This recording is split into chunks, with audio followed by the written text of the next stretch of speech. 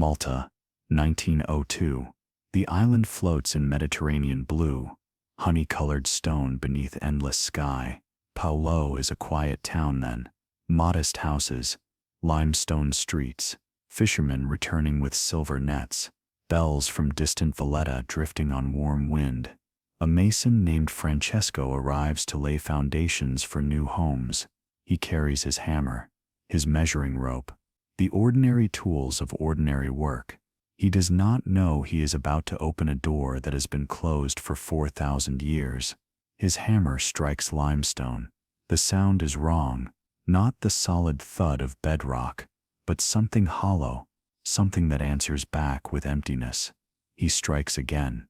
The stone cracks. A void exhales cool air into his face. Darkness beneath. The workers gather. They lower lanterns on rope. The light falls and falls, revealing carved walls descending into earth. They see stairs, chambers, the distant gleam of red paint on ancient stone. Someone suggests stopping, reporting the find, but curiosity is older than caution. One man descends, then another. They walk down steps carved by hands that turned to dust before Rome was born. The chambers open like underground flowers, curved ceilings, smooth walls, passages branching into shadow, and everywhere, bones. Thousands of bones arranged in niches, stacked in chambers, sleeping in the limestone dark. This is not a cave, this is architecture. This is intention carved into the living rock. They find pottery, carved animals, figurines sleeping on their sides. The walls are painted with spirals, red ochre patterns that seem to move in lamplight, spiraling inward, spiraling out, breathing with the flame. The workers are afraid, not of ghosts, but of beauty, of discovering something so old it makes their own lives feel like morning dew. For days they say nothing. The houses are built above, foundations laid across the temple's mouth. Families move in, hanging laundry above a necropolis they do not know exists. But silence cannot hold such weight. Eventually, word reaches the mystically Zamet, archaeologist, scholar, a man who has spent years studying Malta's ancient temples. When he hears the rumors of carved chambers beneath Paola, he knows, this is not a tomb. This is a sanctuary. This is a cathedral built not toward heaven, but toward the earth's own heart. Zamet arrives with notebooks and brushes, and the careful patience of those who listen to stones. He descends with a lantern, his breath visible in the cool underground air. His footsteps echo in ways that make no sense, too long, too deep, as if the walls are listening. He places his hand against limestone and feels something like a pulse. The hypogeum does not reveal itself all at once. It unfolds slowly, chamber by chamber, secret by secret, and Zamet understands he is not discovering this place. He is remembering it. The earth has simply decided it is time. Zamet returns with proper light, with measuring tools, with the reverence archaeologists learn when touching things that have outlived empires. The entrance is narrow. He must bend to pass through descending stairs worn smooth by feet that walked here when the world was younger. The air changes as he goes down, cooler, dense. It carries the scent of limestone and time, and something else, something like incense burned so long ago. Its memory remains in the rock itself. The first level opens before him, chambers carved in gentle curves, no sharp angles. Everything flows like water frozen into stone. The walls are not rough. They are polished, smoothed by hands working obsidian and flint against limestone, hour after hour, year after year, until the rock itself became soft as skin. He runs his fingers along the surface. It is warmer than he expected. Red spirals cover the ceiling, ochre paint preserved by darkness. The patterns repeat, curving inward, expanding outward, like breath made visible, like the motion of waves, like galaxies turning in deep space. Zamet sketches them carefully. His hand mimics the ancient artist's hand. For a moment across 4 millennia, two people draw the same line. He moves deeper. The second level descends through a carved doorway. The ceiling drops lower. He must crouch now, moving through passages that feel less like hallways and more like the interior of some vast sleeping creature. The walls curve around him. He feels held rather than confined. Burial niches line the chambers, alcoves carved at precise intervals. Inside each one, bones arranged with care, not scattered, not thrown, placed as if each person was tucked in for a long important sleep. He counts them, stops counting. There are too many. Pottery shards rest near skeletal hands, offerings, bowls that once held food for a journey no one alive remembers. Small carved animals, bulls, birds, creatures that might be imagined or might be extinct, and figurines. The most beautiful is no longer than his palm. A woman resting on her side. Her curves are generous. Her face is serene. She sleeps on a couch carved from clay, one arm tucked beneath her head, completely at peace. Later scholars will call her the sleeping lady, but Zamet knows better. She is not sleeping. She is showing them how. He descends to the third level. Here the darkness is absolute without his lamp. The passage is narrow. The ceiling presses down. This is the oldest part, the first carved, the deepest. Shafts drop into stone. Some lead nowhere.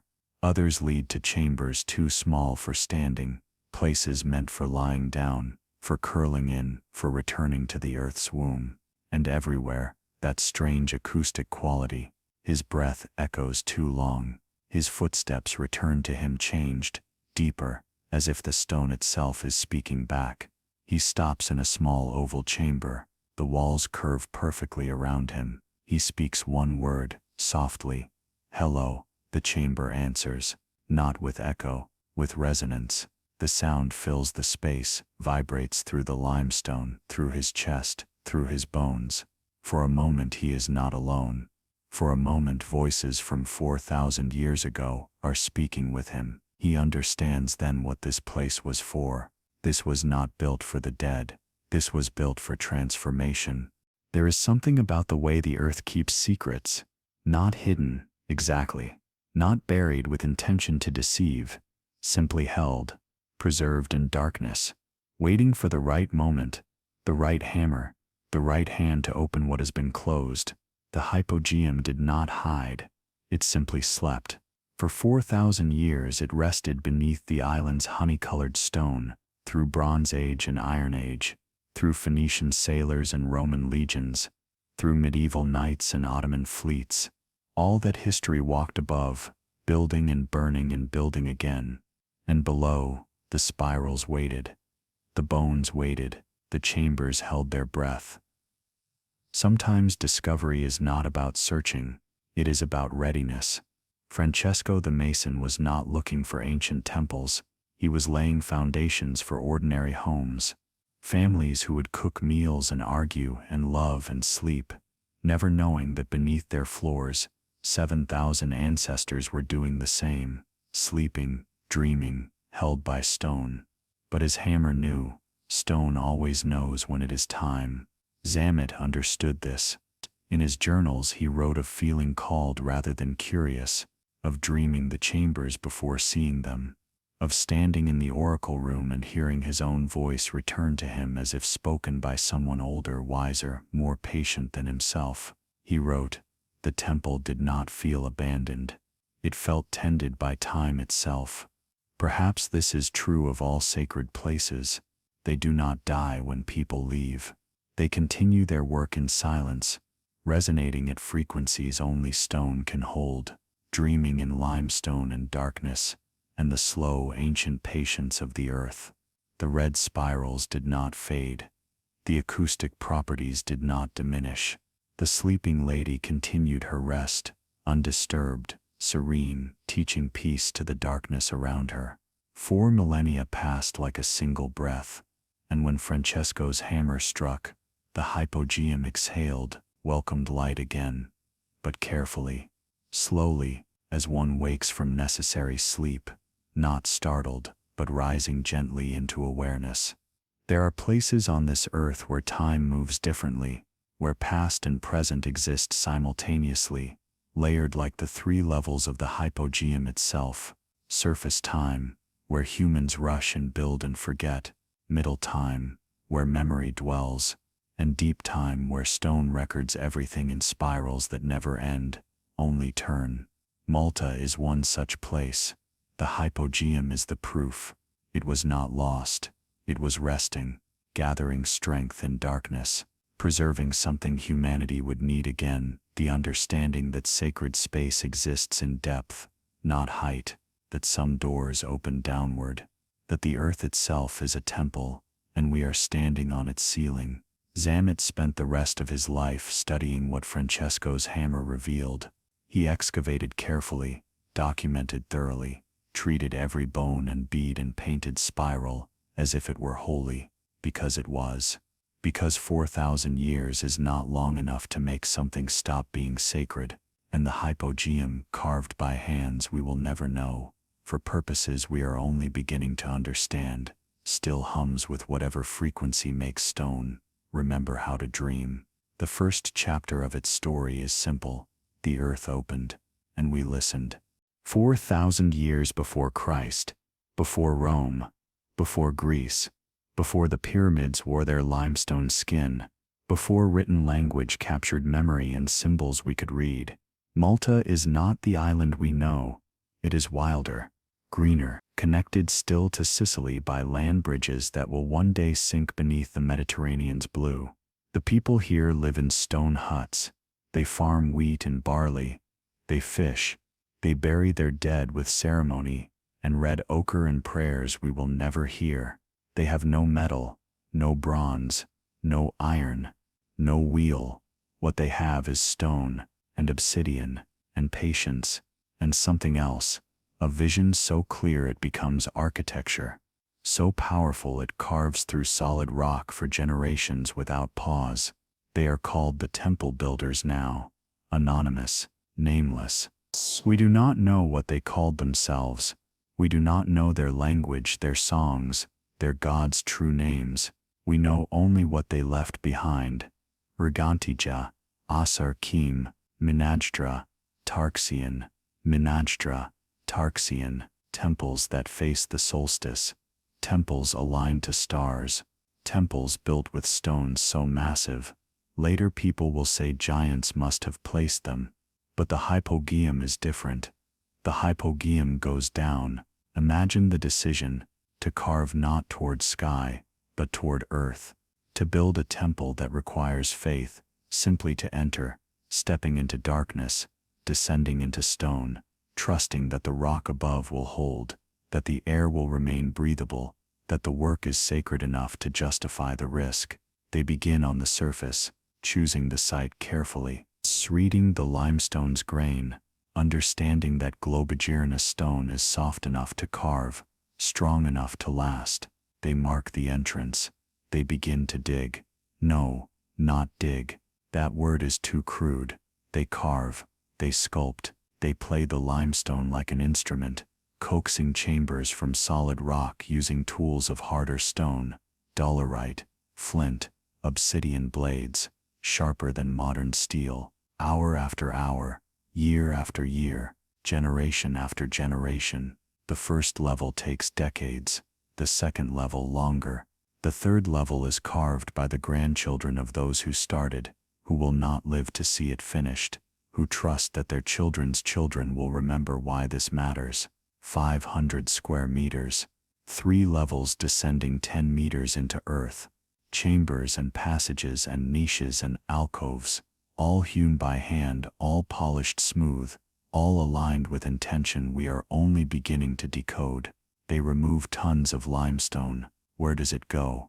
Some becomes the walls of surface temples, some becomes tools, some simply returns to dust, ground fine by the same hands that carved beauty from darkness. They work by lamplight, oil lamps burning fish oil or animal fat. The smoke leaves traces on the ceiling, black carbon lines dancing between red spirals. Even the smoke becomes part of the art. They do not sign their names. They do not leave inscriptions boasting of kings or conquerors. The temple itself is the signature. The work is the prayer. And when they finish, if finish is even the right word for something meant to endure forever, they step back and see what they have made.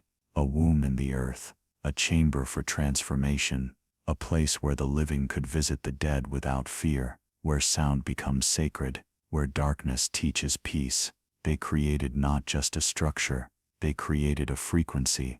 Stand in the Hypogeum today and ask the question every engineer asks: how? How did they know the ceiling would hold? That 10 meters of limestone would not collapse under its own weight? That 3 levels could descend without the upper crushing the lower? They had no mathematics we would recognize, no blueprints, no computer models calculating load-bearing stress, no centuries of architectural failure to learn from.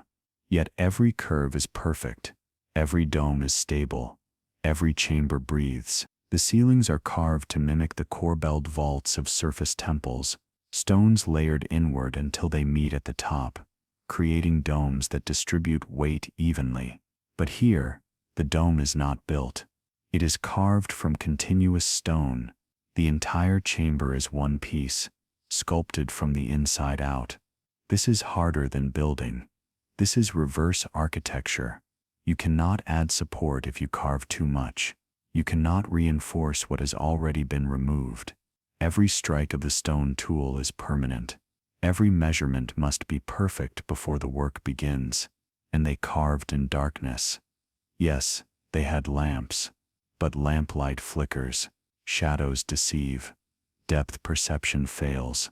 Yet the walls are smooth as skin, the corners meet precisely. The passages align across multiple levels, connecting through stone with accuracy that would challenge modern surveyors. They understood acoustics in ways we are only rediscovering. The oracle room is not accidental. Its dimensions are exact. The curve of the walls, the height of the ceiling, the alcove carved at throat level for the speaker. Every element engineered to amplify sound at a specific frequency, 110 Hz, the resonance that vibrates through human bone, that alters brain activity, that induces trance. Did they measure in hertz? No. Did they understand frequency? Absolutely. They carved, they listened, they adjusted, they carved again. Trial and resonance, error and correction, until the stone sang back at the pitch their bodies recognized as sacred. The chambers are aligned with celestial events, solstice light, equinox angles, stellar positions lost to us now because the Earth's axis has shifted slightly in 4,000 years. They tracked astronomy without telescopes. They built calendars in stone without clocks.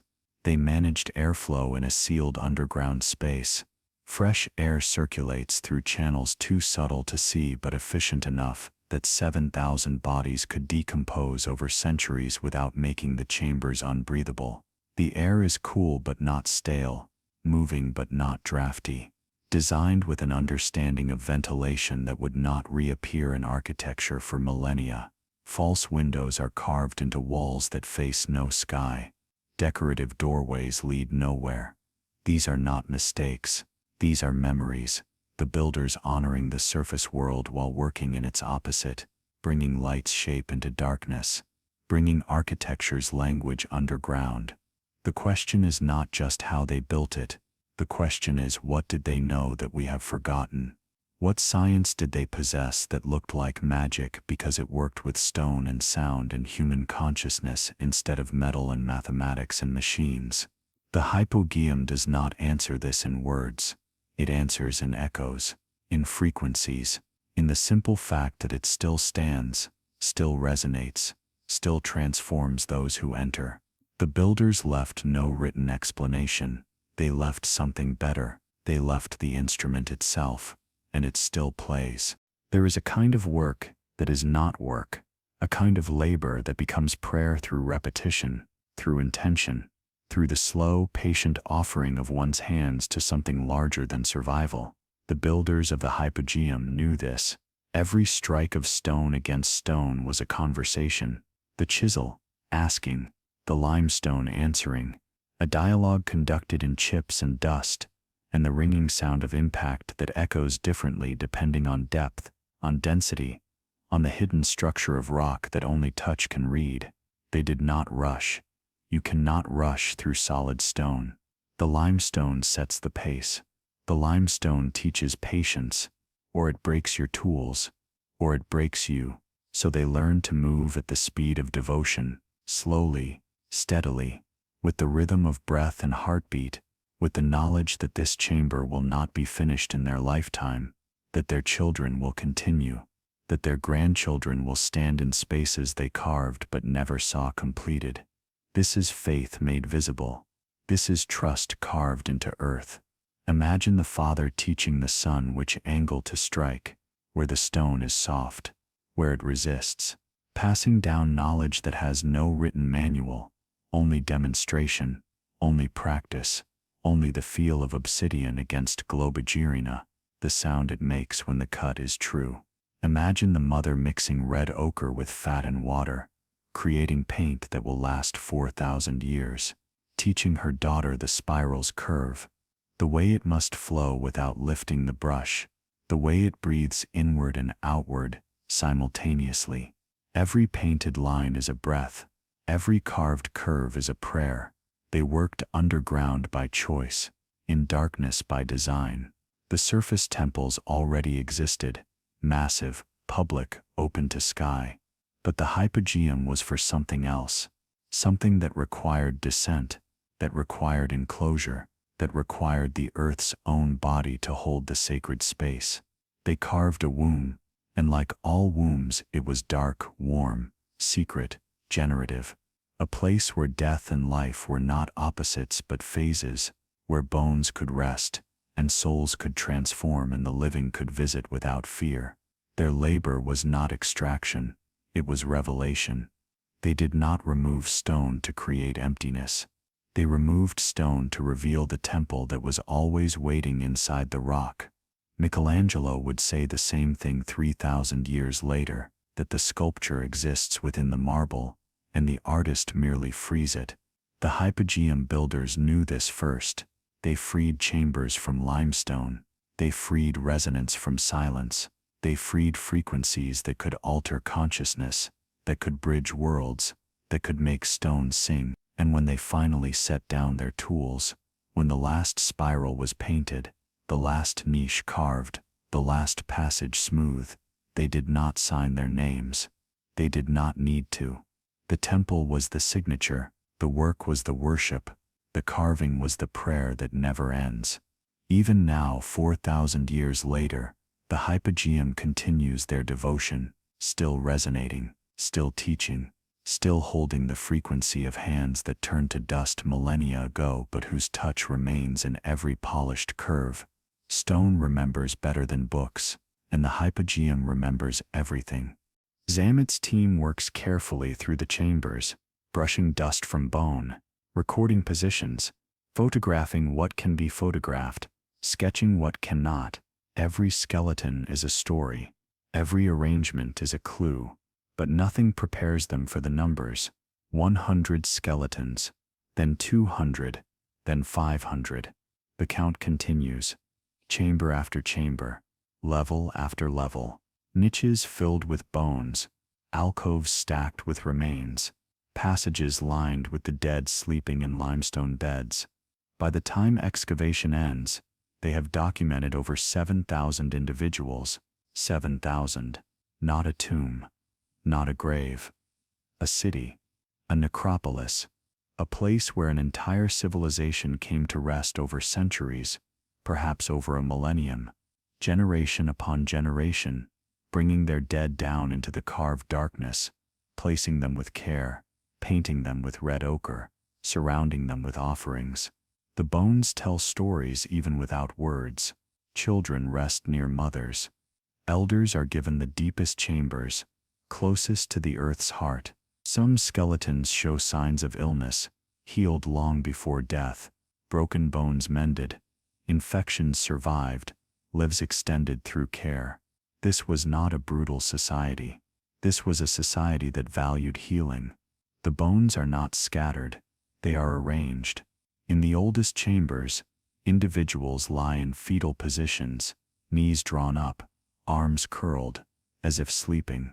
Later burials show bones reorganized, cleaned, painted with ochre, stacked in ossuaries to make room for new arrivals, but always with reverence, always with intention. No one was thrown away. No one was forgotten. Red ochre covers many bones, iron oxide mixed with fat, painted onto skulls and long bones, the color of rust, the color of blood, the color of life. In Neolithic belief, red ochre was rebirth. It returned color to the pale dead. It marked them as still belonging to the living world, just sleeping deeper. The pottery found near the bones is beautiful, simple but elegant. Bowls and jars, some containing residue of food, grain, honey, oils, provisions for a journey, or perhaps offerings to ancestors, meals shared across the boundary between breath and stillness. Small carved animals accompany the dead, bulls, birds, creatures that might be dogs or might be mythical, companions for the afterlife, symbols of transformation, the bird that carries souls, the bull that represents strength enduring beyond flesh, and mixed among the human remains, they find something else, elongated skulls. Not many, but enough to spark questions that still echo today. Natural deformation, intentional shaping, or something else entirely. The debate continues, but the skulls themselves rest silent, keeping their secrets. 7,000 people chose this place for their final sleep, or perhaps their families chose for them. Either way, the hypogeum was trusted, over centuries, over countless deaths, over the rise and fall of generations who knew they would one day lie here too, in chambers carved by their grandparents, beside bones that once held their ancestors' names. This was not a place of fear. This was home, continued underground. A city beneath the city, where the dead kept company with the dead, where memory became limestone, where sleep became eternal, but never lonely. 7,000 dreams, all held by stone, all waiting, still in the dark. They brought their dead down in darkness, carried them carefully through narrow passages, down limestone stairs, worn smooth by procession after procession, into chambers lit by oil lamps that made shadows dance across red spirals, into spaces that smelled of earth and ochre and the mineral breath of ancient stone. The body would be painted first. Red ochre mixed with animal fat, applied with fingers or brushes made from reeds, starting with the skull, moving down the spine, coating the bones that would remain longest, marking them for remembrance, for recognition, for return. Then they would place the body in its niche, curled on its side, knees drawn up, head resting as if on an invisible pillow, the position of sleep, the position of the child in the womb, death as a return to beginning, as a preparation for next breath, next fourth, next cycle, around the body. Offerings, a bowl of grain, a ceramic jar of honey or oil, small carved animals, a bull for strength, a bird for the soul's flight, personal ornaments, beads, shells, tools they used in life, everything needed for the journey, or everything loved enough to send along, and perhaps they sang, perhaps they chanted. The oracle room is close. The acoustics carry every sound, transforming voice into something older, deeper, more resonant.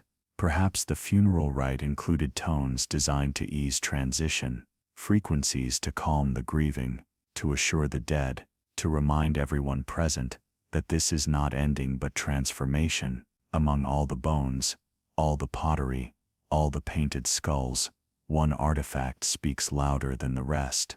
The sleeping lady. She is small, 4.5 inches long, carved from clay, with patient hands, found in a chamber deep within the hypogeum, resting where she had been placed 5,000 years ago. She lies on her right side on a carved couch. Her body is full, curved, generous, the shape of fertility, of abundance, of the earth goddess cultures that flourished across Neolithic Mediterranean. One arm tucks beneath her head, the other rests along her body. Her face is serene, not dead, not unconscious, sleeping, deeply, peacefully, eternally sleeping. Her hair is dressed, her skirt pleated. She wears the clothing of ceremony, of importance. This is not casual rest. This is sacred sleep, intentional dreaming. The kind of sleep that teaches, that heals, that connects worlds. Some call her a goddess. Others say she represents the priestess who slept in the temple, who dreamed prophetic dreams in the oracle room, who woke with messages from the ancestors. Still others believe she is simply what she appears to be, a human woman, beloved, remembered, carved in clay, so her rest would never be forgotten. But perhaps she is all of these things. Perhaps she is teaching the most important lesson the Hypogeum offers, that sleep is sacred, that rest is ritual, that the boundary between waking and dreaming, between living and dying, between breath and silence, is not a wall, it is a threshold, and she crosses it beautifully, eyes closed, body calm, trusting the darkness, trusting the earth, trusting that sleep, when deep enough, is its own kind of prayer. The sleeping lady sleeps still, and the dead around her dream on. There are cultures that fear death, that build walls against it, that speak of it in whispers or not at all, that place their dead far away, in distant fields, behind gates, beyond the edges of towns where the living gather. The Hypogeum builders were not one of these cultures. They brought death close, dug chambers beneath their feet, carved homes for the dead directly below homes for the living, descended regularly into the limestone dark to visit, to remember, to maintain the connection between breath and stillness. Death was not the opposite of life. It was life's continuation in a different form, a different frequency, a different kind of dreaming. The fetal position of the burials speaks this clearly. Knees drawn up, arms curled, the position every human begins in, the position we return to when seeking comfort, safety, warmth. The dead were not laid out straight and formal. They were tucked in, curled up, put to bed, because that is what death was.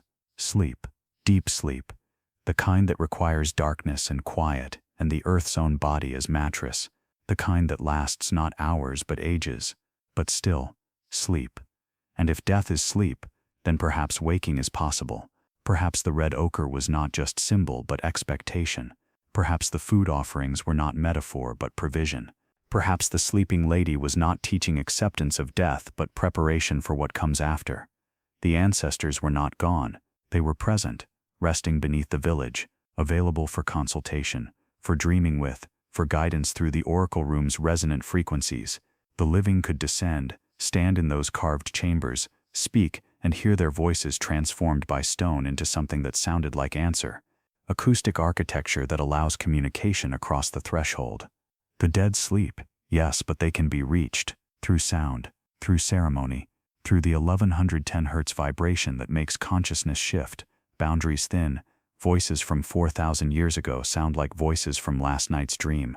The Hypogeum was built for this purpose, not to hide death, not to dispose of bodies, but to maintain relationship, to keep the dead close enough to touch through stone, to create a physical space where the living and the dead could share territory, share frequency, share breath. 7,000 dreams sleeping in limestone chambers, 7,000 memories held by rock, 7,000 ancestors whose bones dissolved but whose presence remains, in the red spirals that still breathe on ceilings, in the acoustic resonance that still transforms voice to something ancient, in the cool air that still smells faintly of ochre and time. Perhaps this is what the sleeping lady teaches most profoundly, that rest is not ending, that sleep is not loss, that the greatest peace comes from trusting darkness, trusting depth, trusting that the earth which grew us will hold us when we return. The dead in the Hypogeum did not disappear. They transformed into stone's memory, into frequency, into the vibration that still hums through empty chambers when visitors speak softly, and the oracle room answers back. Death was not feared here. It was given a bedroom, a carved ceiling, red spirals to dream by, and the promise that sleep, however deep, is still a kind of being, still a kind of presence, still breathing, in its own way, through limestone and echo and time. There is a chamber in the hypogeum that should not work the way it does. Oval, small, carved from continuous limestone. The walls curve inward smoothly, meeting at a domed ceiling painted with red spirals. The floor is bare stone, worn by feet that have not walked here in millennia. At first, it appears ordinary, just another chamber among dozens, another carved space in the underground labyrinth, until someone speaks. Zamet noticed it during early excavations, standing in the chamber, giving instructions to his workers. His voice returned to him wrong, not echoed, amplified, as if the walls had taken his words and made them larger, deeper, more resonant, as if the stone itself was speaking with him. He tested it, spoke softly, whispered. The chamber answered, not with simple echo, bouncing sound back unchanged, but with resonance. The sound waves vibrated through the limestone, building upon themselves, creating harmonics that filled the entire space with a low, powerful hum. A word spoken normally became thunder. A whisper became prophecy. This was not accident. This was design. The chamber that would become known as the Oracle Room had been carved with acoustic precision, every curve calculated, every dimension intentional. The builders understood something about sound that modern architecture is only beginning to relearn, but it is a specific alcove that reveals the deepest intention, set into one wall at throat height, exactly where a standing person's mouth would be. A small niche is carved, just large enough for a human head, smooth inside, angled slightly downward toward the chamber floor. When someone stands in this niche and speaks, the effect is extraordinary. The voice becomes disembodied. It seems to come from everywhere and nowhere, from the walls, from the ceiling, from the very stone itself. The speaker disappears, only the voice remains, amplified, resonant, ancient, authoritative. This is not a room for conversation. This is a room for oracle, for prophecy, for messages delivered by human voice, but received as if from the earth, from the ancestors, from the goddess herself, speaking through limestone and frequency. Imagine the ceremony. The chamber lit by single oil lamp, the gathered people, families seeking guidance, community members needing answers, the grieving hoping to hear from the dead, the darkness pressing close, the red spirals breathing in lamplight, and then a voice, coming from the walls, from the bones sleeping in nearby chambers, from 4,000 years of memory held in stone. The oracle speaks, and the chamber makes that voice undeniable, transforms human sound into something vast, eternal, impossible to ignore or doubt. This was technology disguised as temple, acoustic engineering masquerading as miracle. But perhaps the builders made no distinction. Perhaps to them, understanding how stone carries sound was understanding how the earth speaks, how ancestors communicate, how the dead maintain presence through vibration. The oracle room was not trickery. It was translation, human voice into earth voice, living frequency into ancestral resonance, question into answer that arrives not from outside but from the stone itself, which has been listening all along.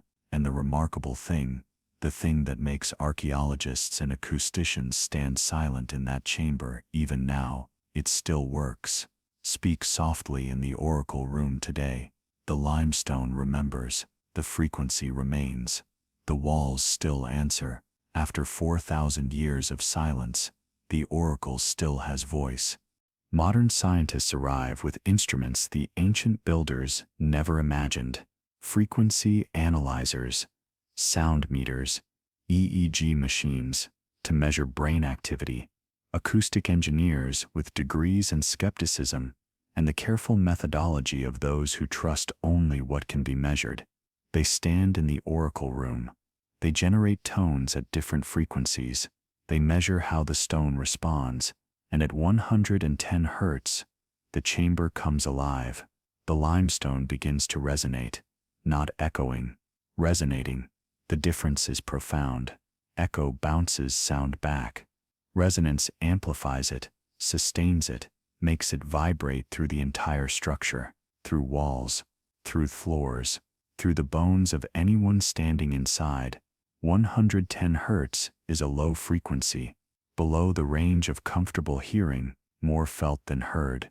A rumble, a hum, a vibration that enters through skin and bone, rather than through ears. The scientists measure it precisely. They document it thoroughly. They publish papers with titles like Archaeoacoustics, and Ancient Architecture, and Acoustic Resonance in Neolithic Temples. But one team goes further. Dr. Ian Cook at UCLA, his colleagues, they want to know what this frequency does to human consciousness, so they bring volunteers, healthy individuals with no neurological conditions. They expose them to 110 hertz while monitoring their brain activity with EEG. The results are remarkable. At 110 hertz, the prefrontal cortex shifts, activity patterns change. The language center, the part of the brain that processes words, logic, linear thought, begins to deactivate, and simultaneously the right hemisphere becomes more active. The intuitive side, the pattern recognition side, the part that processes emotion, image, holistic understanding. In other words, rational mind quiets, intuitive mind awakens. This is the frequency of trance, of meditation, of altered states where boundaries between self and other, between present and past, between living and dead, become permeable. The ancient builders carved the oracle room to produce exactly this frequency, not by accident, not through trial and error alone, through understanding, through knowledge passed down through generations who lived closer to trance than we do, who valued altered consciousness as technology, who knew that certain sounds opened certain doors. When the oracle spoke at 110 hertz, the listener's brains shifted, rational skepticism decreased, receptivity increased. The voice coming from the walls was not just amplified, it was received differently, processed through the part of consciousness that does not question but experiences, that does not analyze but knows. This same frequency has been found at other ancient sites: Newgrange in Ireland, Ħal Saflieni in Malta, the chambered cairns of Scotland. Different cultures, different continents, different millennia, but the same frequency, the same understanding. 110 hertz is where stone sings and consciousness shifts. And in the hypogeum, this was not background feature. This was the point. The entire temple was built to produce this resonance, to create space where human voice could vibrate at the frequency that opens what is normally closed, that bridges what is normally separate.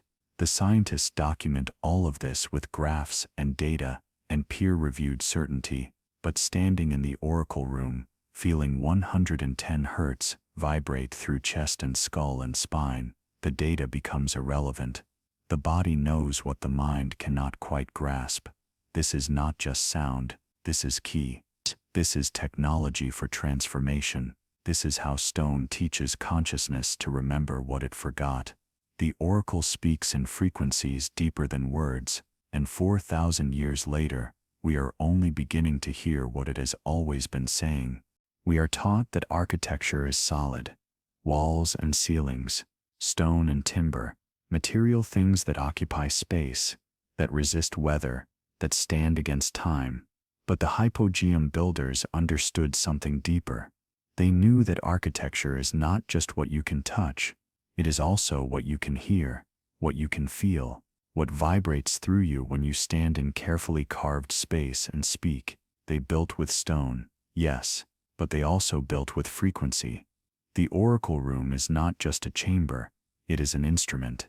The walls are strings, the dome is a drum, the alcove is the mouthpiece, and the limestone itself is the resonating body that amplifies, sustains, transforms. When the oracle spoke, the entire temple played. This is architecture as technology, not passive shelter, but active tool, a structure designed to do something, to alter consciousness, to bridge worlds, to make the invisible audible. Modern buildings rarely consider sound beyond noise reduction. We soundproof, we dampen, we treat acoustics as problem to solve, rather than potential to harness. We have forgotten what the ancient world knew. Sound is power, frequency is force, and the right resonance in the right space can change what humans experience as real. The hypogeum was carved to specific dimensions, not because those measurements looked beautiful, but because they sounded sacred. Because at certain proportions, limestone resonates at 110 Hz. Because at 110 Hz, human brains shift from ordinary awareness to something deeper, older, more receptive. The builders did not need to understand the science in our language, they understood it in theirs, through experience, through generations of listening, through patient observation of what happens when certain sounds meet certain stones in certain ways. They learned that a voice speaking here sounds like God speaking there, that a whisper in the alcove becomes thunder in the chamber, that bones vibrate at frequencies that make the dead feel present, that make time feel circular, that make the boundary between ancestor and descendant dissolve into shared breath. This is architecture as bridge, not between places, but between states of being. The temple was not built to contain ceremony. The temple was the ceremony. Walking down into it, descent itself was ritual. Standing in the oracle room, position itself was prayer.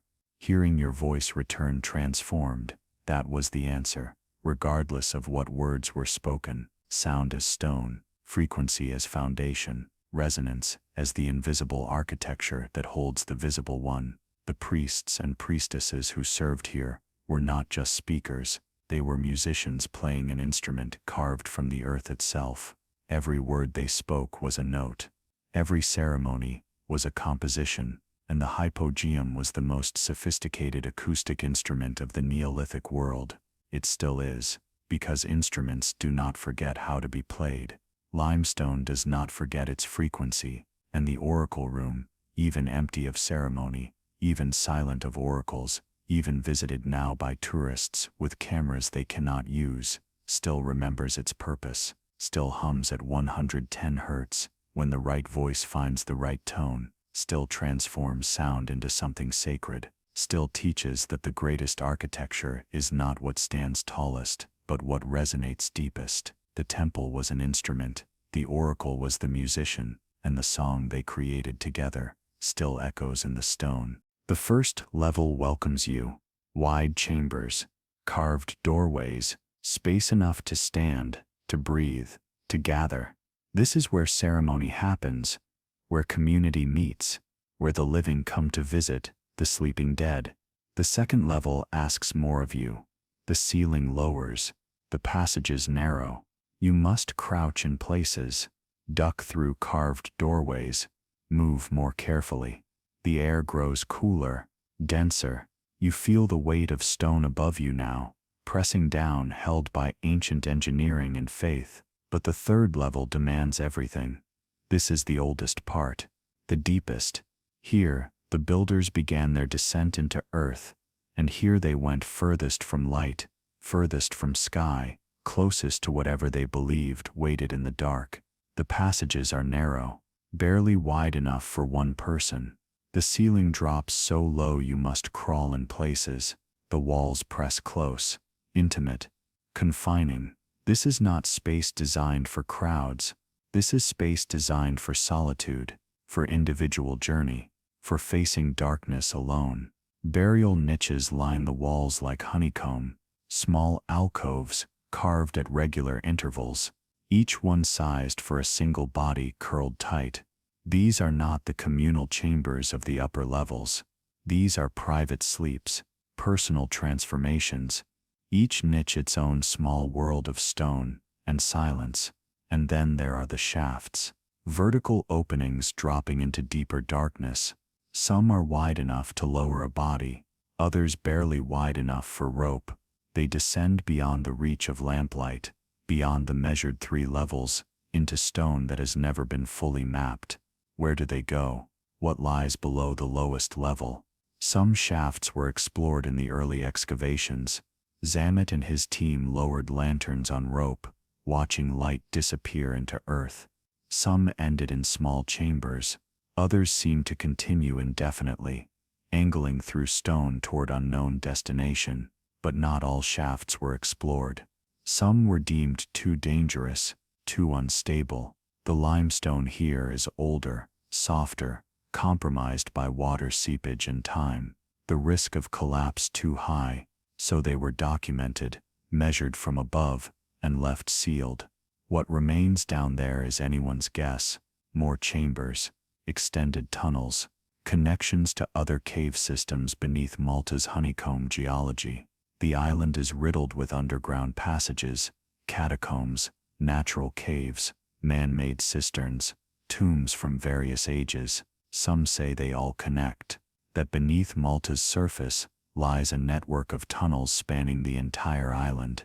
The Hypogeum is one node in that network, one entrance, one carefully carved access point to something vast and largely unmapped. Standing at the edge of a shaft on the third level, lantern in hand, peering down into darkness that swallows light, you understand something the upper levels do not teach. This temple is not contained, it is not finished, it is not fully known. The carved chambers are just the entrance, the mapped passages are just the beginning. Below and beyond stretches mystery that even the builders may not have fully explored. Or perhaps they did explore it. Perhaps they knew exactly what lay deeper, and perhaps that knowledge is why certain shafts were left open. Invitations, passages, ways down for those ready to descend further still. The labyrinth does not end where the tourists stop. It goes deeper, always deeper. There are stories about the Hypogeum that historians do not include in official guides. Whispers, local legends, tales passed down through families in Paola who remember when the site was less protected, less understood, more wild. The most persistent story dates to 1940. A school group visits the Hypogeum, children and their teacher descending into the chambers for educational tour, standard visit. Routine exploration of Malta's ancient past, but in the third level, something happens. The details vary depending on who tells the story. Some say the children wandered into an unmapped passage, others claim they found a shaft that had been left unsealed. A few versions suggest they heard something, a sound, a voice, a hum calling from deeper in the stone, and followed it. It's what is consistent across all versions. They disappeared. Not all of them, just a few, maybe 3 children, maybe 4, the teacher with them. They walked into darkness and did not return. Search parties descended, lanterns lit, voices calling, but the passages of the third level twist and turn. Shafts drop unexpectedly. The acoustics make it impossible to tell where sound originates. Echoes return from directions that make no sense. The missing were never found. And shortly after, certain areas of the third level were closed to the public, passages sealed, shafts covered. Official reason: structural instability, preservation concerns, safety protocols. But the families in Paola remember, and they tell their children do not wander in the deep places. Some paths are meant to remain unexplored. Is this story true? Partially true. Embellished over decades into legend. The Hypogeum administration does not discuss it. Records from 1940 are incomplete, and the sealed passages remain sealed, offering no evidence either way. But there are other stories. Accounts from early 20th century explorers who claim to find tunnels extending far beyond the mapped chambers, passages leading laterally through limestone, connecting to other cave systems, possibly to other ancient sites across Malta. One explorer allegedly followed a passage for over a mile before his lamp oil ran low, and survival instinct forced him back. Whispers of chambers found and then lost, spaces discovered during excavation, documented briefly, then somehow misplaced in the mapping, rooms that appeared on early sketches but not on later official plans, as if the hypogeum itself shifted, hiding certain spaces from certain people. And then there are the legends that existed before the hypogeum was even discovered. Village tales of hearing voices underground, of feeling vibrations beneath houses, of dreams where people walk in carved stone chambers they have never seen in waking life, meeting figures who speak without sound. Perhaps every ancient site accumulates such stories. Perhaps mystery attracts legend like stone attracts moss. Or perhaps the hypogeum, designed to bridge worlds, designed to connect living and dead through frequency and stone, genuinely contains passages that lead elsewhere, not just geographically elsewhere, but elsewhere in ways that mapping cannot capture. The third level has shafts that remain unexplored, passages that remain sealed, chambers that may exist beyond the boundaries of official archaeology. And in the darkness below the deepest level, something waits. Maybe just more stone, maybe more chambers sleeping until discovery, or maybe something the builders knew about, something they deliberately accessed, something the shafts were carved to reach. The labyrinth keeps its secrets, and some secrets are kept by being called legend. There is something in the human soul that seeks downward, not always upward toward sky and stars, and the gods we imagine live in light, but downward, into caves, into earth, into the dark places where the ground opens and invites us to enter. Every ancient culture has sacred caves, sacred wells, sacred descents into the body of the world. The Greeks descended to consult the oracle at Delphi, built over a chasm breathing vapors from below. The Egyptians carved tombs deep into rock, believing the underworld was not place of punishment but transformation. The Maya built cenotes portals to Xibalba, the place of awe beneath the world. Down is where the sacred waits. Down is where transformation happens. Down is where the dead go, and therefore down is where the living must go to speak with them. The hypogeum builders understood this instinctively. They did not build their temple toward the sun. They built it toward the earth's core. They descended through limestone as if descending through layers of consciousness, surface, deeper, deepest, each level asking more surrender, more trust, more willingness to let darkness teach what light cannot, because there are things that can only be learned in the dark. In darkness, external vision fails, so interior vision awakens. In darkness, the distractions of the visible world fall away, so the invisible world becomes perceptible. In darkness, the rational mind that organizes and categorizes and controls begins to quiet, and in that quiet, other kinds of knowing emerge. The oracle room works because of darkness. The 110 Hz resonance is felt more deeply when you cannot see where it originates. The voice from the walls sounds more divine when the walls disappear into shadow. The ancestors feel closer when you cannot see the boundary between their chamber and yours. Descent is not about going down to hell. It is about going down to womb, to root, to source. Every seed descends into earth before it can rise toward light. Every birth begins in the dark interior. Every dream happens in the darkness behind closed eyes. The hypogeum is temple built on this understanding, that to reach the divine, we must first reach the deep. That sacred space is not always elevated. Sometimes it is buried. Sometimes it waits beneath ordinary streets, beneath houses, beneath the feet of people who walk above it daily and never know what breathes below. The shafts descending from the third level are not mistakes. They are not failures of planning. They are intentional. They are the acknowledgement that even the deepest level is not final, that there is always further to go, always deeper darkness to explore, always more mystery waiting in stone. The human instinct to dig toward the divine is not fear of the dark, it is recognition of what darkness holds. Silence deep enough to hear what is usually drowned by noise, stillness deep enough to feel what is usually lost in motion, darkness deep enough that the only light is the one you carry inside yourself. The hypogeum invites descent, and those who descend discover what every cave seeker, every well digger, every miner of the soul has always known. Sometimes the only way to heaven is down. Sometimes the only way to find what you seek is to surrender to the dark. Sometimes the labyrinth leads not out but deeper in, and that is exactly where the truth lives. The first thing you notice when lamplight touches the walls, not stone gray, not limestone white, red, deep, rust-colored, earth-toned red that seems to pulse in flickering light. The entire hypogeum is painted.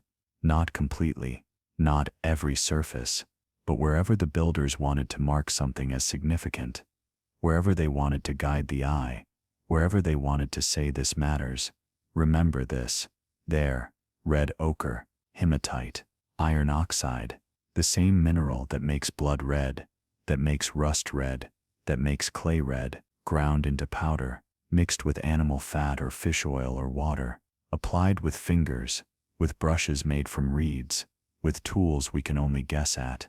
5,000 years ago, someone dipped their hand in red paint and pressed it against limestone, and the stone held it, absorbed it, made it permanent. The spirals are everywhere, curving across ceilings, flowing down walls, circling the oracle room's dome like smoke frozen mid-rise. Some spiral inward, tightening toward center. Others spiral outward, expanding toward infinity. Some are precise, geometric, perfectly curved. Others are loose, organic, almost breathing.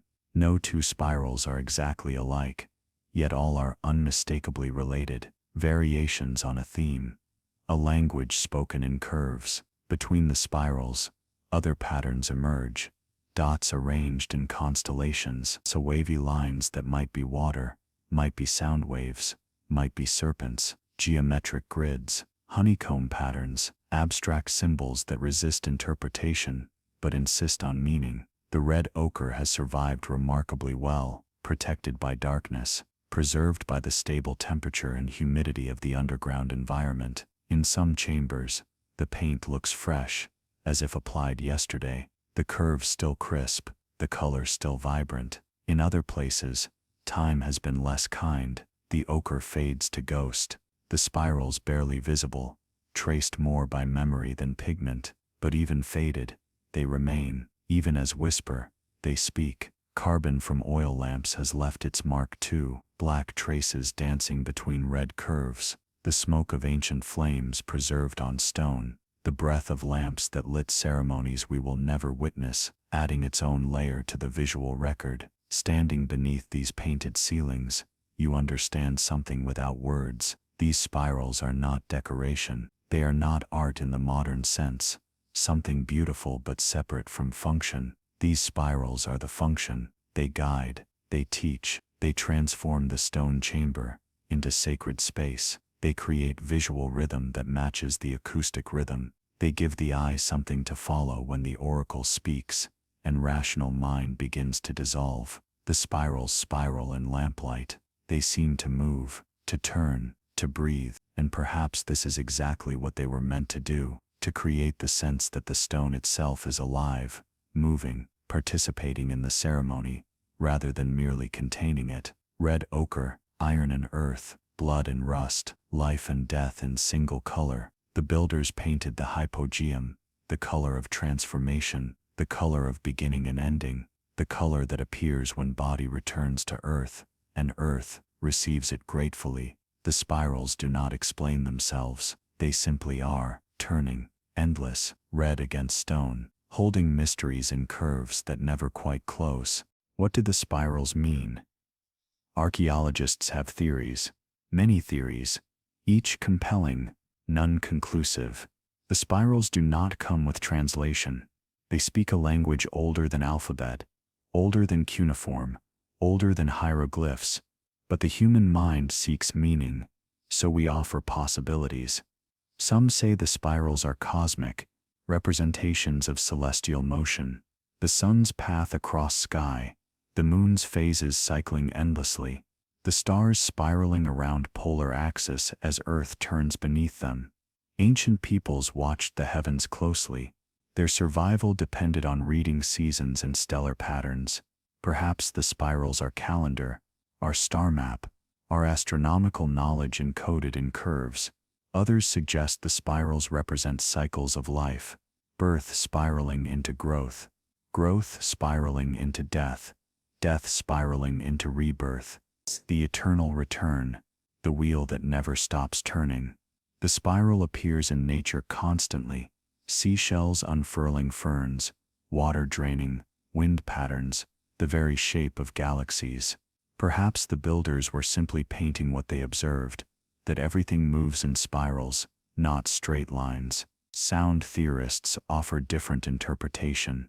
They point to the oracle room, where spirals are thickest. They note the acoustic properties. They propose the spirals are visual representations of sound waves, that the curves depict how frequency moves through space, radiating outward from source, spiraling through medium, creating interference patterns that the ancient builders could hear but not see, so they painted them. Some researchers focus on consciousness. They note that spirals appear in trance visions across cultures, in shamanic journeys, in meditation, in the moments between waking and sleep, when consciousness shifts, when rational mind releases control. Many people report seeing spirals, geometric patterns, tunnels of light. Perhaps the painted spirals are maps of interior space, instructions for the journey. The oracle room facilitates visual guides for navigating altered states. The fertility theorists see goddess symbolism, the spiral as womb, as the coiled path of creation, as the labyrinth that draws life inward to gestate before releasing it transformed. The sleeping lady was found here, the abundant female figurines, the emphasis on burial as return to Earth Mother's body. Perhaps the spirals honor the generative force, the creative spiral that brings forth life in endless variations. And then there are those who suggest the spirals mean all of these things, and more, that they are intentionally multivalent, that ancient symbol systems did not seek single meaning but held multiple truths simultaneously, that the spiral could be both cosmic map and sound wave, and consciousness guide and goddess symbol, not despite contradiction, but because of it, that the power of the symbol is its refusal to be pinned down, its insistence on remaining open, on inviting interpretation rather than demanding acceptance. The truth is simpler and more mysterious. We do not know. We stand in chambers painted 5,000 years ago and project our understanding onto curves that may have meant something entirely different, something we have no framework to comprehend. Some knowledge that died with the last person who painted these walls and has not yet been reborn. The spirals keep their secrets. They turn in red ochre on limestone ceilings. They spiral inward. They spiral outward. They never quite complete. They never quite close. And perhaps that is the meaning, that some truths are not meant to be captured, only witnessed, only followed, only allowed to spiral on. Languages, plural. Thousands of them throughout human history. Etruscan, Sumerian, Linear A, spoken for centuries, then silent, written in clay and stone, then forgotten, the sounds lost, the grammar dissolved, the words that once named love and bread and mother, gone, but symbols persist. The spiral painted 5,000 years ago in the Hypogeum speaks to us still. We do not know what word the painter used for spiral. We do not know what prayers were spoken in these chambers. We do not know the names of the gods invoked, the songs chanted, the stories told to children about why the walls were red. All of that is gone, erased by time, lost to the silence that claims all spoken things eventually. Yet the spiral remains, curve after curve, red against stone, clear as the day it was painted, and something in us responds. Something recognizes, something knows without knowing how it knows, that this symbol carries meaning, carries power, carries truth that does not require translation because it speaks directly to something older than language. This is the gift of symbol. It bypasses the rational mind. It does not ask for alphabet or grammar. It does not need to be pronounced correctly. It simply is, and in its being, it communicates. The spiral says, everything turns. Spiral says, what goes inward must come outward. What descends must rise. What ends begins again. The spiral says, follow this path. It will lead you where words cannot. Children recognize spirals before they learn to read. Before they can write their own names, they draw spirals, finger painting curves, scribbling circles that expand. Some instinct in the human hand wants to make this shape. Some knowledge in the body knows this pattern matters. The hypogeum builders tapped into this. They painted what the body already knows, what the soul recognizes without instruction. They covered their temple in the language that predates language, in the grammar written into galaxies and DNA, and the chambers of the human heart. 5,000 years separate us from their hands. We have forgotten almost everything about them, their names, their daily lives, what they ate for breakfast, what jokes they told, what made them laugh or weep. But we stand beneath their spirals and understand, not with mind, with something deeper, the same way we understand music without needing lyrics, the same way we understand a smile across cultural boundaries, across centuries, across the vast distance that separates the living from the long dead.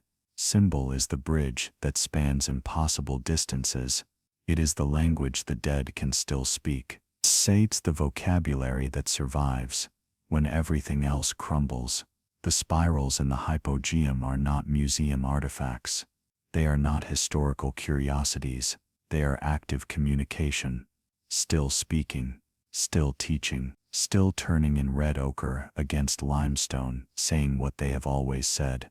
Everything curves, everything returns, everything spirals through time, and we, standing in the dark with our modern confusion and ancient questions, discover that we still understand, that some languages never die. They just spiral deeper, turning inward through millennia, carrying meaning in curves that close around mystery like arms around something precious. Every curve remembers a breath. Every spiral is a door that never quite closes, and through that door, across 5,000 years of silence, the builders still speak, in red, in curves, in the language that needs no words. The spirals spiral on. Among the 7,000 skeletons, most are unremarkable. Human remains, Neolithic people, bones that tell expected stories of life and death in ancient Malta. But some are different. The elongated skulls were discovered early in the excavation, not many, perhaps a dozen among thousands, but enough to provoke questions that persist to this day. These skulls are not normal human shape. They are extended, stretched upward and backward, the cranial vault enlarged, the bone structure altered in ways that some claim are beyond natural variation. The debate begins immediately, and continues, and may never end. One camp says artificial cranial deformation, a practice documented in cultures worldwide, ancient Peru, ancient Egypt, tribal societies across continents, binding infant heads with cloth or boards, gradually shaping the soft skull as it grows, creating elongated form considered beautiful, noble, or spiritually significant. The other camp says, these skulls are different. The cranial capacity is too large, the bone structure too fundamentally altered, the sutures in wrong places. These are not shaped skulls, these are naturally elongated, which means what? The question hangs unanswered. But the skulls are not the only anomaly. There is the engineering.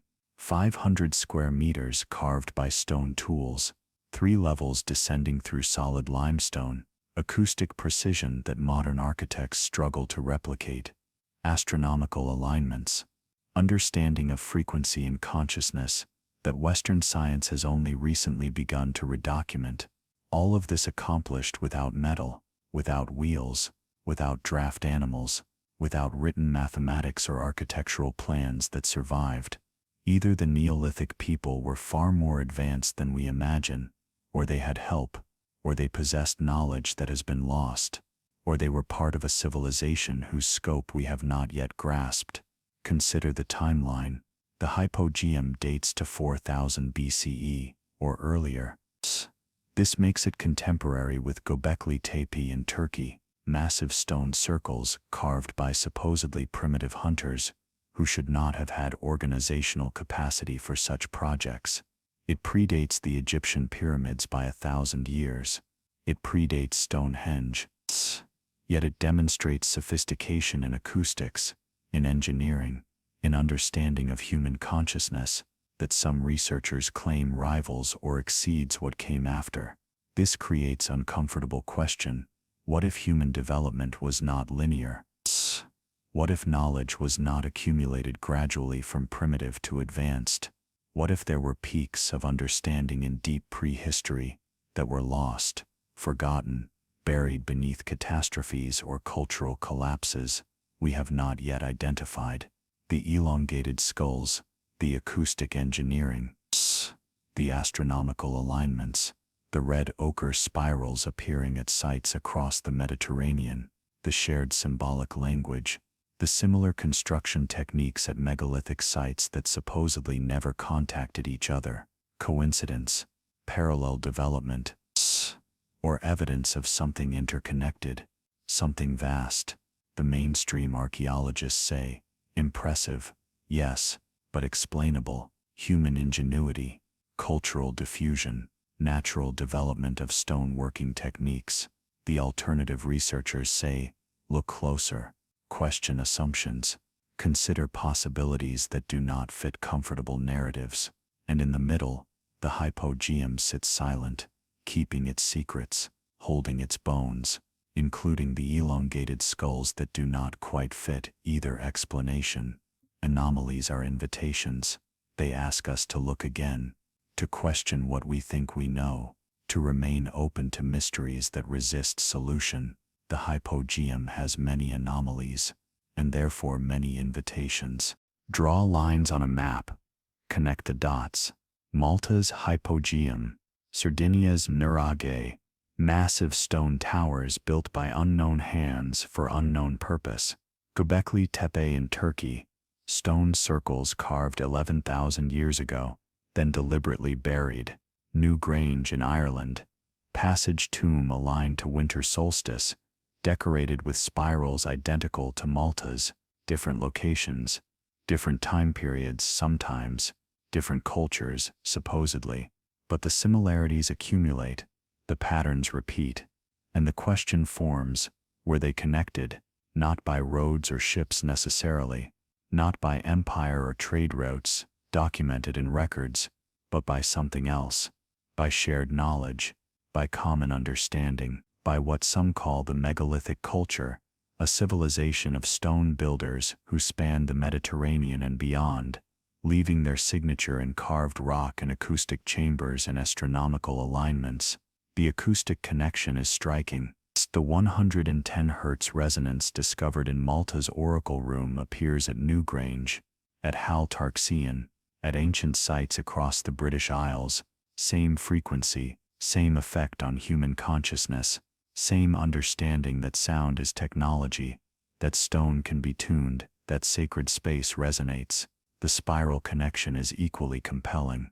Red ochre spirals in Malta, stone-carved spirals in Ireland, painted spirals in Sardinia, the same curving motif appearing across thousands of miles, spanning thousands of years, yet unmistakably related. Not identical, but speaking the same visual language. The construction techniques mirror each other. Megalithic stones moved without wheels or metal, corbelled domes carved from solid rock, passages aligned to solstice and equinox, burial practices involving red ochre in fetal positions, and the treatment of death as transformation rather than ending. Were these parallel developments, different cultures independently arriving at similar solutions, or were they part of something larger, a network of knowledge keepers, stone workers, priest astronomers who understood how to read stars, tune stone, guide consciousness through architecture? The Sumerians spoke of the Abzu, the underground realm of fresh water and wisdom, where the god Enki dwelled and from which all knowledge flowed. Their temples had underground chambers. Their myths spoke of wisdom emerging from beneath. The Greeks remembered Atlantis, Plato's account of an advanced island civilization destroyed by catastrophe, its knowledge scattered, its survivors fleeing to distant shores. The Egyptians built the Osirian at Abydos, a subterranean temple of massive stone blocks, its age debated, its purpose mysterious, its construction technique unlike anything else in dynastic Egypt. Legends from around the Mediterranean speak of an older time, a golden age, a period when giants walked, when knowledge flowed freely, when stone was shaped by understanding we no longer possess. Are these legends memory, distorted history, or merely myth? The mainstream view is cautious. Parallel development is sufficient explanation. Shared astronomical observations, similar stone working discoveries, human creativity repeating patterns because patterns work. But standing in the hypogeum, feeling 110 hertz vibrate through bone, looking at spirals painted 5,000 years ago, knowing that the same spirals appear across 1,000 miles of sea, it becomes harder to see these sites as isolated, as accidental, as unrelated. They feel like nodes in a network, points on a map, fragments of something that was once whole, once understood, once deliberately created by people who knew more than we have given them credit for. Not aliens, not lost Atlanteans necessarily, just humans, ancient humans, possessing knowledge that stone remembers even though libraries forgot. The network may be invisible now, but the stones remain, the frequencies remain, the spirals remain, and they whisper the same truth across distances. We were connected once. We knew how to speak in stone and frequency and sacred geometry, and perhaps we still are connected. Through the same channels, the same resonance, we have simply forgotten how to listen. There is a balance to be held, a careful space between what we know and what we wonder. On one side, evidence, measurable data, carbon dates, stratigraphic layers, tool marks analyzed under microscope, bones cataloged and studied, the solid, patient work of archaeology that builds knowledge fragment by fragment, never claiming more than the evidence allows. On the other side, imagination, possibility, the human tendency to fill gaps with story, to connect dots into constellations, to see patterns even when patterns might not exist, the longing for lost golden ages, the appeal of ancient astronauts and Atlantis and secrets hidden from mainstream view. Both are human, both are real, both matter. The skill is not choosing one over the other. The skill is holding both simultaneously without letting either collapse the other. The hypogeum was built by human hands. This is certain. The tool marks prove it. The gradual development across levels proves it. The mistakes corrected, the techniques refined. These are signatures of human labor, human learning, human persistence across generations. But those human hands knew things, things we are only beginning to remember, things that make us pause and wonder how they knew, not because they were superhuman, but because they paid attention differently, because they lived closer to stone and sky, and the frequencies that move through both. Perhaps myth is not falsehood, perhaps myth is memory wearing different clothes. The story of giants building temples might be metaphor for knowledge so vast it seems superhuman. The tales of gods teaching astronomy might be cultural memory of wisdom keepers whose names were forgotten but whose teachings remained. When we find acoustic chambers tuned to consciousness-altering frequencies at sites separated by thousands of miles, we can say, parallel development, human ingenuity arriving at similar solutions. Or we can say, shared knowledge, cultural contact, network of understanding. Both might be true, both might be partial truths. The evidence allows either. The evidence demands humility. The elongated skulls are real objects. Some are clearly artificially shaped, others remain debated.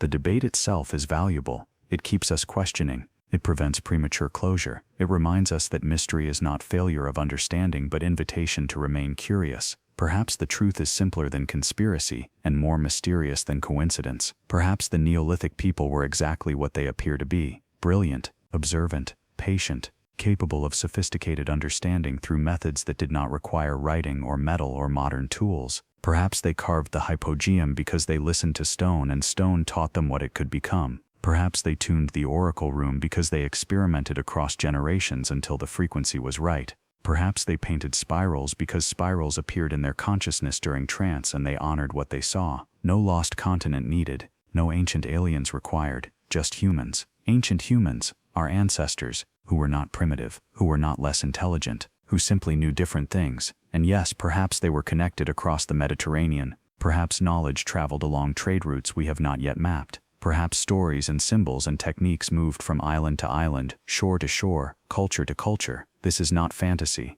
This is how human knowledge has always moved. The hypogeum stands between evidence and imagination, between what archaeology proves and what the heart senses, between the measurable and the mysterious, and that space between, that careful balance, is exactly where truth lives, not in certainty, not in speculation, but in the patient willingness to remain open, to keep questioning, to honor both what we know and what we have yet to understand. The stones remember what we forgot to write down, and perhaps that is enough. The hypogeum is not abandoned. It did not die when the last body was laid to rest. It did not fall silent when the ceremonies ended. It simply changed its role. In 1980, UNESCO designated it a World Heritage Site, one of Malta's first recognition of its exceptional value, its irreplaceable place in human history, its status as the only known prehistoric underground temple in the world. But recognition brought challenge. Thousands wanted to visit, to descend the ancient stairs, to stand in the oracle room, to see the red spirals, to feel what 5,000 years of silence feels like, and the temple began to die, not from malice, from breath, from body heat, from the moisture exhaled by curious lungs, from the carbon dioxide accumulating in chambers designed for far fewer visitors, from the temperature fluctuations, from the humidity changes. The painted spirals began to fade faster. The limestone began to degrade. The delicate microclimate that had preserved everything for millennia started to collapse under the weight of modern attention. So they made difficult decision. They closed the hypogeum completely for years, installed environmental controls, studied the degradation, determined carrying capacity. How many people could visit without destroying what they came to see? The answer was humbling. 80 visitors per day, maximum, in groups of 10, for 1 hour each, with strict protocols. No photography. The camera flashes damage pigments. No touching walls. No raising voice. Even sound can disturb fragile surfaces. This is all that the hypogeum can sustain, and still remain itself. Booking is essential, sometimes months in advance. The tickets are expensive by archaeological site standards, not because of profit, but because of protection. The revenue funds preservation, conservation, the ongoing monitoring of temperature, humidity, CO2 levels. You arrive at Heritage Malta's Visitor Center above ground, modern building, climate-controlled waiting area, orientation video, preparing you for what lies below. The guide speaks in whispers, sets the tone. This is not entertainment, this is pilgrimage, then descent, through the modern entrance carved to protect the ancient one, down into controlled environment. The lighting is dim, carefully designed to minimize damage, while allowing vision. Red filtered spotlights illuminate the spirals without bleaching them. The air is cool, but not cold, breathable but monitored. The groups move slowly, reverently.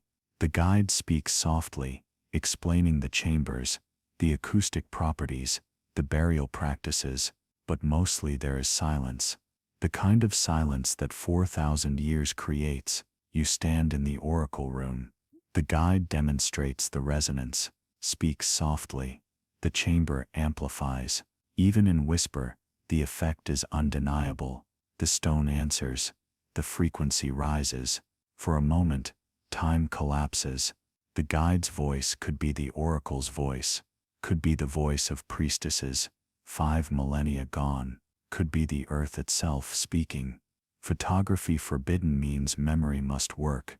You cannot capture this. You must experience it, must let it imprint without mediation of lens or screen. And perhaps this is appropriate. Perhaps some experiences are meant to live only in consciousness, only in the body's memory, only in the story you will tell later, knowing the telling cannot quite capture what standing in limestone darkness felt like. The hypogeum has transitioned from active temple to protected heritage, from daily use space to carefully guarded monument, but it has not stopped working. It still resonates, still transforms, still teaches, just more carefully now, more selectively, to those willing to wait, to plan, to descend with reverence. The temple still functions. It has simply become more discerning about who it admits.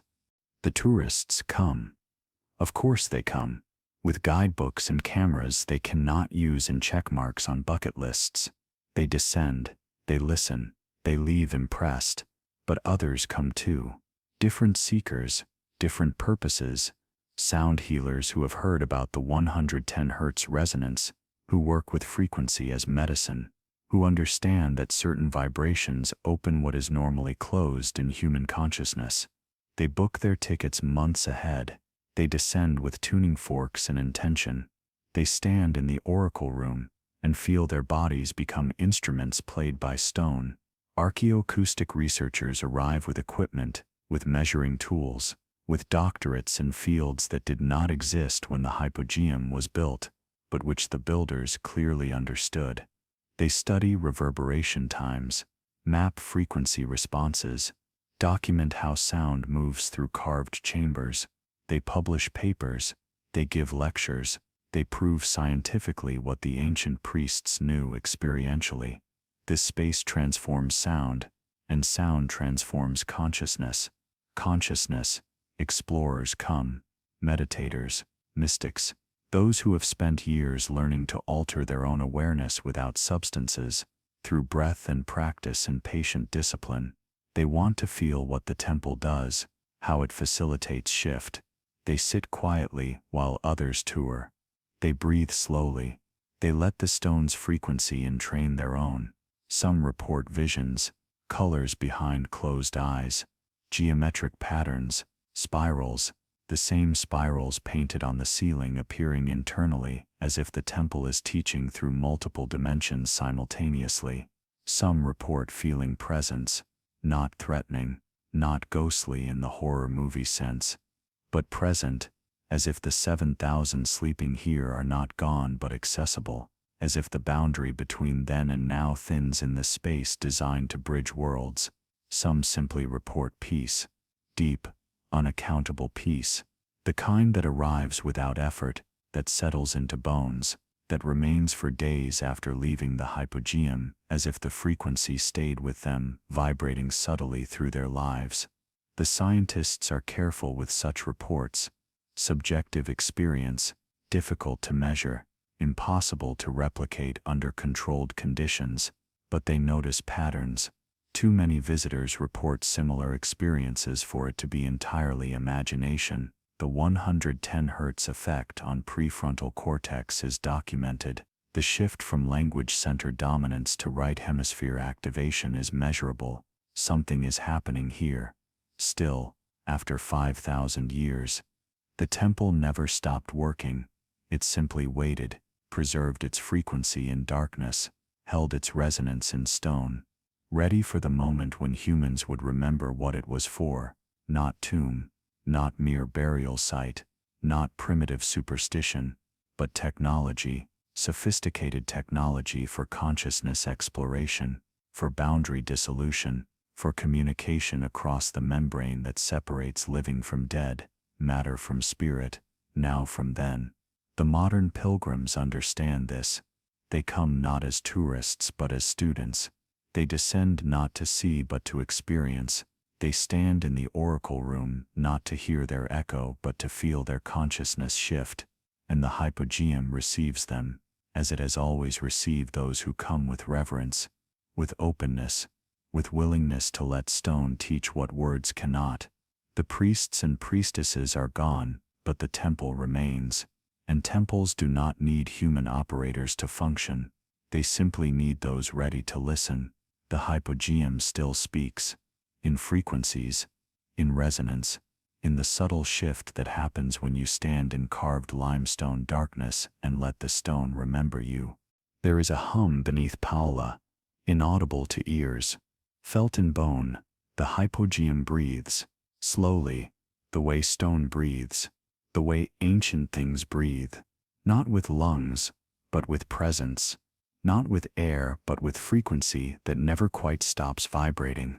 The oracle room still hums at 110 Hz, when conditions align, when the right voice finds the right tone, when someone stands in that carved alcove and speaks not from throat but from deeper place, the chamber answers, still, after 5 millennia of silence and ceremony, and silence again, the spirals still spiral, red ochre against limestone, turning inward, turning outward, never completing, never closing, holding mystery in curves that teach, without words what words cannot teach.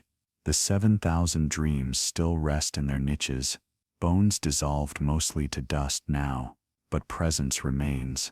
The weight of all that sleep, all that transformation, all those lives that descended here and did not leave but changed form became part of the stone's memory, became frequency held in limestone. The temple was carved to be eternal, and it is succeeding, not through permanence of material. Limestone erodes, pigments fade, even stone eventually returns to sand, but through permanence of function, through continuation of purpose.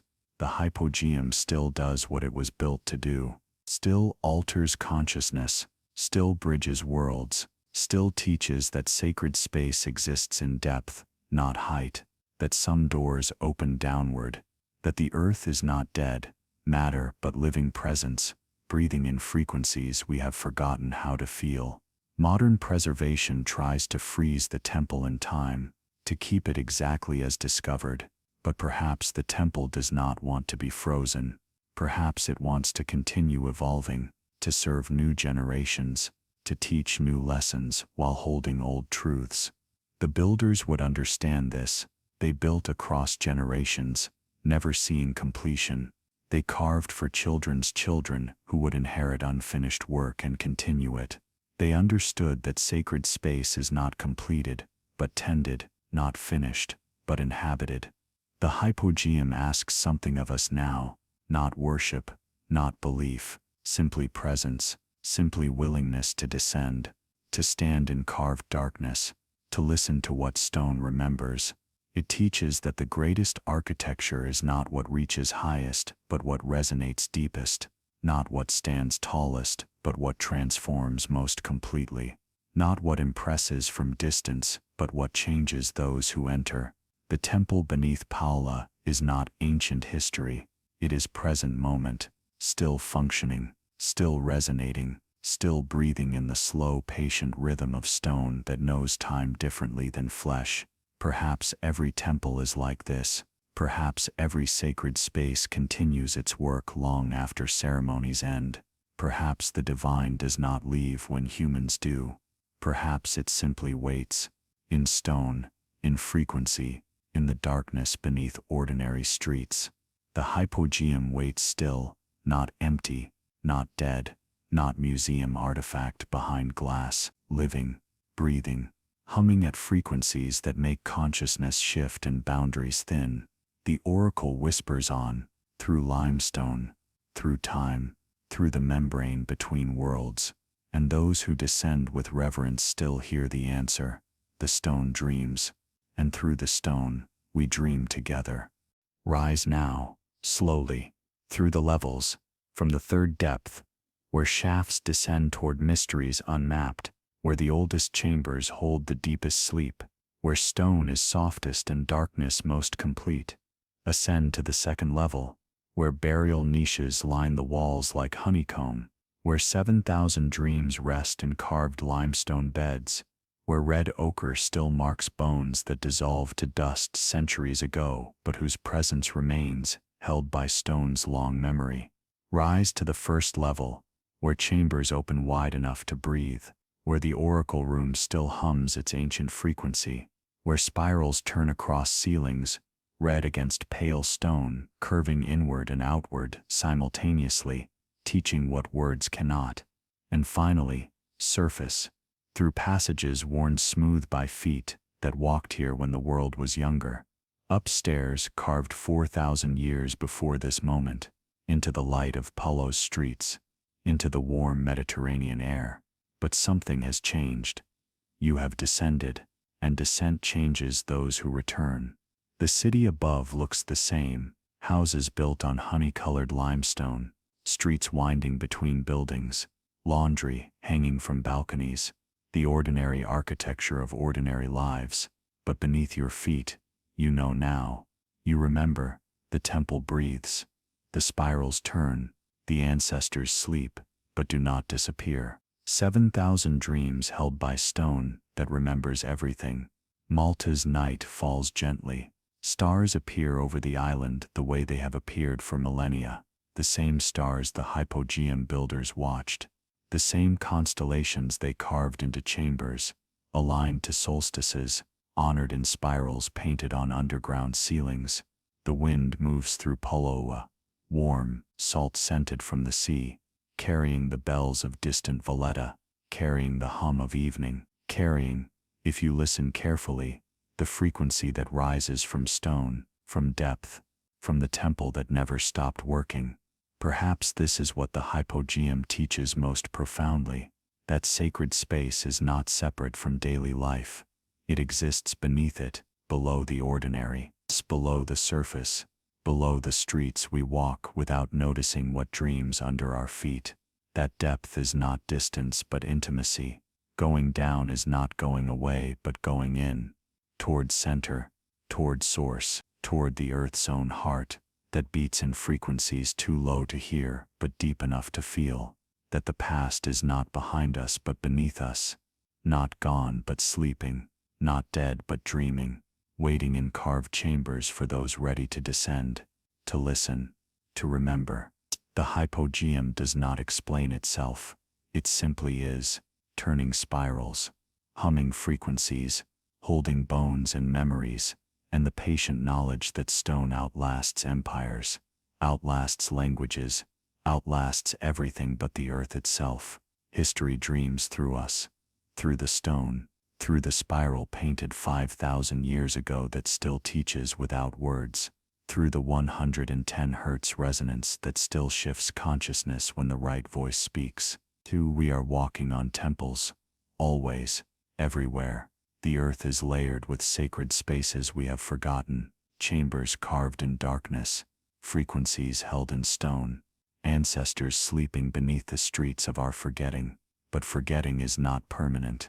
It is just another kind of sleep, and like all sleep, it can be woken from, gently, slowly, by descending, by listening, by standing in carved darkness, and letting stone remember us. The Hypogeum waits, not empty, not silent, not finished teaching. It waits the way temples wait, the way stone waits, with patience that measures time in millennia, with breath that rises and falls across centuries, with the certainty that those who need to descend will descend, that those ready to hear will hear.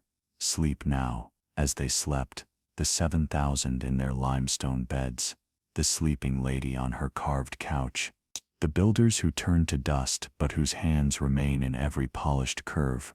Dream now, as they dreamed, in spirals, in frequencies, in the language that stone speaks to those who rest deeply enough to listen. The chamber holds you, the spiral turns, the oracle whispers good night. Beneath Paola, the temple breathes, red spirals turning, frequencies humming, stone remembering, and above, the stars turn too, in their own spirals, their own frequencies, their own eternal remembering. Everything spirals, everything returns, everything sleeps and wakes and sleeps again. The Hypogeum teaches this, through stone, through time, through the gentle insistence that some truths are felt in bone, not thought in mind. Rest now, deeply, in the knowing that beneath all surfaces temples wait, that beneath all forgetting, memory sleeps, that beneath all endings, spirals continue turning. The earth dreams on, the stone remembers, the ancestors breathe softly in their carved chambers, and you, descending into sleep, join them, in the temple that has no walls, in the chamber carved from darkness and time, and the patient spiral that never ends, only turns, inward, outward, inward again, breathing, dreaming, holding, sleep,